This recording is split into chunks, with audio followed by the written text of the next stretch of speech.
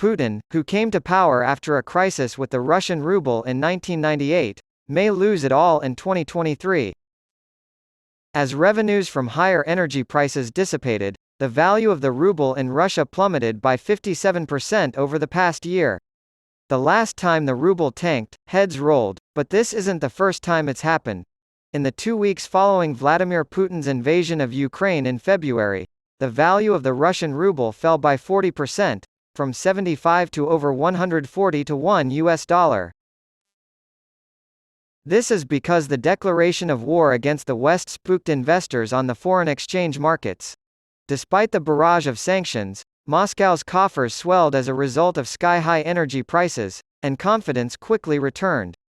However, the ruble's value has steadily dropped by 34% since last June. The current situation fits the profile of a developing currency crisis. The Corporate Finance Institute, CFI, claims that occurrences like these are extremely rare when they do occur, and that they are typically coupled with a broader economic or political crisis. Look no further than 1998 in Russia to see how a series of events laid the groundwork for Putin to become Russia's first leader. During a currency crisis, the value of the local currency drops relative to other currencies on the forex markets. The exchange rate between the currency and the US dollar, the world's reserve currency, is a good indicator of its value. When the value of a country's currency plummets, it makes both imports and consumer goods more expensive and foreign debt repayment more challenging. 25 years ago, in Russia, a textbook example of this occurred. Investors' faith in Moscow's ability to carry out significant economic reforms eroded as the millennium approached. There was a mass exodus of rubles and other Russian assets from international investors, causing a run on the Bank of Russia. The ruble was floating pegged at the time, meaning that the Kremlin only allowed it to fluctuate within a narrow range relative to the dollar. As a result, the Bank of Russia had to dip into its massive foreign exchange reserves to protect the ruble.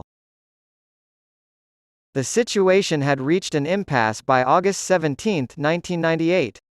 Moscow was cornered into giving up its floating peg, devaluing the ruble, defaulting on domestic debt, and issuing a 90-day moratorium on the repayment of its foreign debt, which is essentially a request for more time from its creditor countries.